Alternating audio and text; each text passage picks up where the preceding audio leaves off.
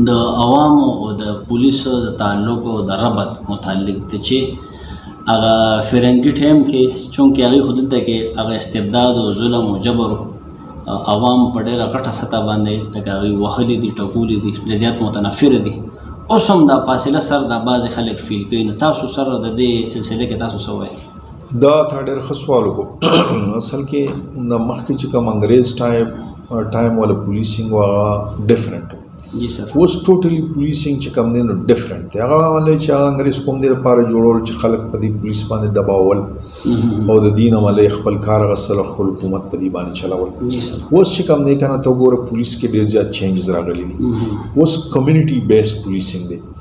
ملی چې اوس په پبلک ته چې کوم دی نو شاملی تاسو وکتل ګوره مونږ ملی چې نن سبا پولیس چې کوم دی نو ښه انیشیټیو اخیستی دی او هغه چې کوم دی نو هغه اپریسیشن هم د هغې کېږي. دا ډسپیوټ ریزولوشن کونسلز جوړ شوي دي. جی سر. هغه چې کوم زموږ غټې تاڼې دي تاڼو په څه طریقې دي تحصیل کې چې کوم زموږ تحصیل هیډ کوارټرز تاڼې دي هغې کې DRC جوړ شوي دي. هغې کې د پبلک نه ویل ریپیوټډ خلک چې کوم دی نو هغه اخیستلی شوی دی او دا پبلک چې کوم دی نو وړه وړه ایشوز چې کوم دی نو هغه هغې ته ریفر کېږي. د دې وجې نه چې ملی د FIR نه شي او د دې مسلې هلته کې په کور کې د دې په دلیز باندې حل شي. ځکه FIR چې دوی FIR پراسې بیا اوږدېږي بیا به ځئ عدالت ته به ځئ نو هغې کې بیا پراسې لګي. حالانکې کلي کې تاله پته یا په دې علاقه کې معمولي جګړه وشي اوس سهار جګړه وشي ماښام هغې کې مشران کینې روغ وشي نو کله چې ته په هغې کې FIR وکړې نو بیا هغه روغې والا سیسټم بیا لږ عدالت شي سیزه نو پکې رالل پبلک لیزان کونسلز پکې رالل. د دې نه علاوه ګوره مخکې به سینیر افسر ته چې کوم دی نو رسایي ګرانه وه. اوس چې کوم دی نو زموږ ایون انسپکټر جنرال پولیس چې کوم دی نو هغه ستانه په یو SMS په فاصله کې دی. هغې خپل نمبر یې ورکړي دي هغې باندې چې کوم دی نو SMS یې کېږي. زموږ چې کوم دی نو پولیس اسسټنټ لاین جوړ شوي دي.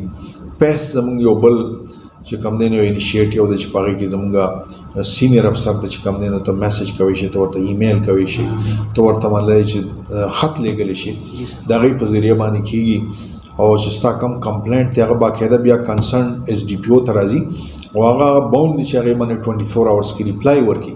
چا چې کمپلینټ کړی هغه راوختل هغه سره چې کوم دی نو دواړه فریقین اورېدل او د هغې ایشو حل کول یا د هغه کم ګریونسز دی حل کول او بیا چې کوم دی نو اوپر بر چې کوم دی د هغې رپورټ کول.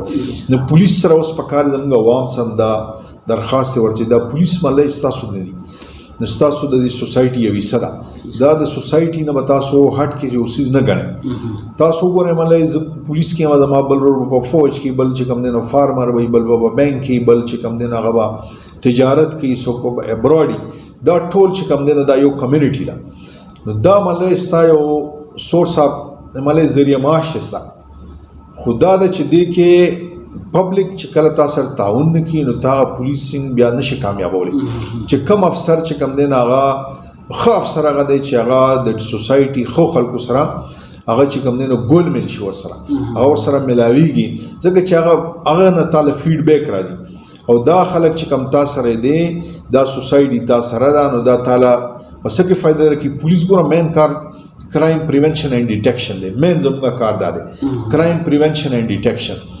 کرائم پریونشن کې دا پبلک چې ته کله دې سره ته فاصله نه ساتې دې ته ته ایزیلی اویلیبلی نو دې تا ته څیزونه داسې ویلی شي چې یاره دغه ځای کې دا جرم کېدو والی دا کېدو والی دی فلفور پولیس په هغې باندې ایکشن والي او کرایم ونیشي.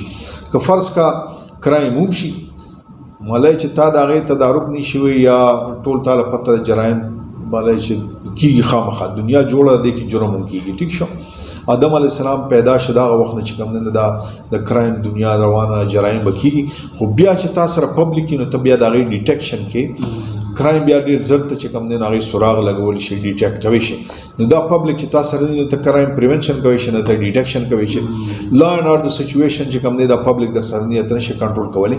نو دا د چې پولیس او اولس دواړه دا د ګاډي دوه پایې دي. که پولیس فرض کا پبلک سره تعاون نه کوي نو ستا ګډ پولیسینګ نه دی.